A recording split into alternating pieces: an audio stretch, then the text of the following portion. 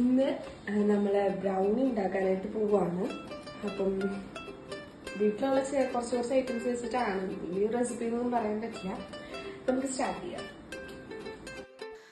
അപ്പോൾ നമ്മുടെ ബ്രൗണിക്കായിട്ട് ഞാൻ 2 മുട്ടയാണ് എടുത്തിരിക്കുന്നത്. അപ്പോൾ 2 മുട്ടയും അതിലേക്ക് ആവശ്യത്തിന് ഷുഗർ കൂടി എടുത്തിട്ട് നന്നായിട്ട് ബീറ്റ് ചെയ്യാം. നല്ലൊരു ഫ്ലഫി ടെക്സ്ചർ എത്തുമ്പോഴേക്കും നമുക്കതൊരു വേറെ ബൗളിലേക്ക് മാറ്റാം.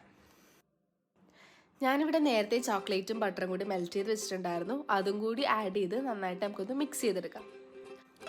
ഈ നമ്മുടെ മിക്സിലേക്ക് ഓൾ പർപ്പസ് ഫ്ലോറും, അതായത് മൈദയും പിന്നെ കൊക്കോ പൗഡറും കൂടി ആഡ് ചെയ്ത് നല്ലോണം, ഇപ്പം ഞാൻ അരിച്ചെടുക്കുന്നത് നല്ല ഫൈൻ പൗഡറായിട്ട് കിട്ടാൻ വേണ്ടിയാണ്.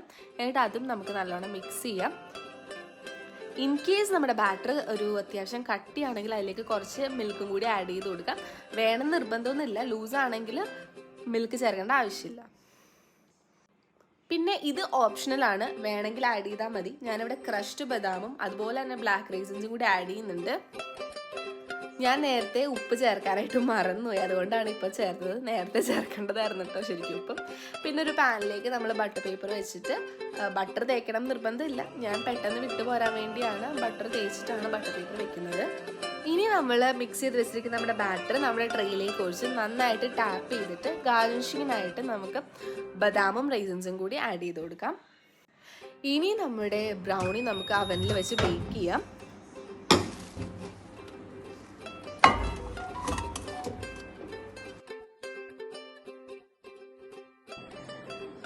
അങ്ങനെ അറ്റ് ലാസ്റ്റ് നമ്മുടെ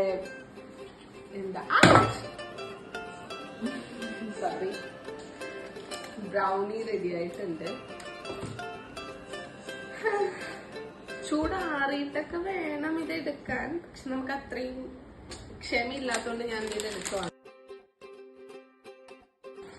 ഇത് നമ്മുടെ ഒരു സ്ക്വയറിൽ ഉണ്ടായിരുന്നു, സ്ക്വയർ ട്രേ ഉണ്ടായിരുന്നു. പക്ഷെ നമുക്ക് അത്രയും ബാറ്റർ ഇല്ലാത്തതുകൊണ്ടാണ് ഞാൻ ഈ റൗണ്ട് ട്രേയിൽ വെച്ചത്, കേക്ക് ട്രേയിൽ വെച്ചത്. സ്ക്വയറിൽ മുറിക്കുന്ന ടാസ്ക് ആണ്. ശരിയാണ്.